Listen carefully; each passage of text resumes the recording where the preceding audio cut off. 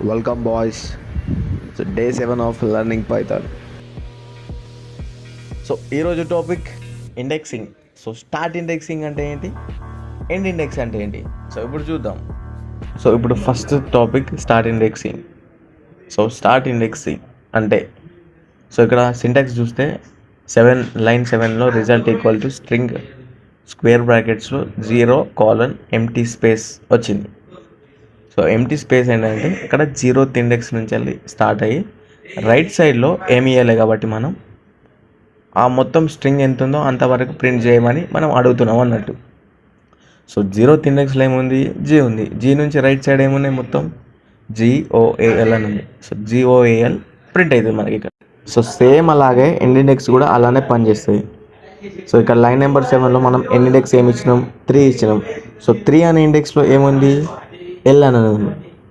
L అనేది L వరకు ఏమేమి ఉన్నాయో అవన్నీ ఐటమ్స్ ప్రింట్ చేయమన్నట్టు, ఓకేనా. GOAL ఎల్ అనేది ఇక్కడ ఇంక్లూడ్ అవ్వదు, ఇది రిమైండర్.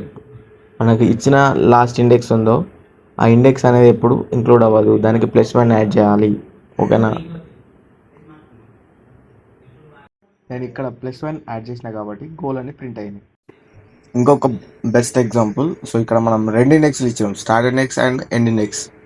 స్టార్ట్ ఇండెక్స్ ఎప్పుడైనా ఇంక్లూడ్ అవుతుంది, ఎండ్ ఇండెక్స్ అనేది ఎప్పుడు ఇంక్లూడ్ అవ్వదు. 3 అనే ప్లేస్లో ఏముంది, ఎల్ ఉంది. ఎల్ అనేది ఎప్పుడు ఇంక్లూడ్ అవ్వదు. కాబట్టి మనం +1 యాడ్ చేసినాం అనుకో, అప్పుడు 1 అనే ఇండెక్స్ నుంచి వెళ్ళి 3 అనే ఇండెక్స్ వరకు ప్రింట్ అవుతుంది.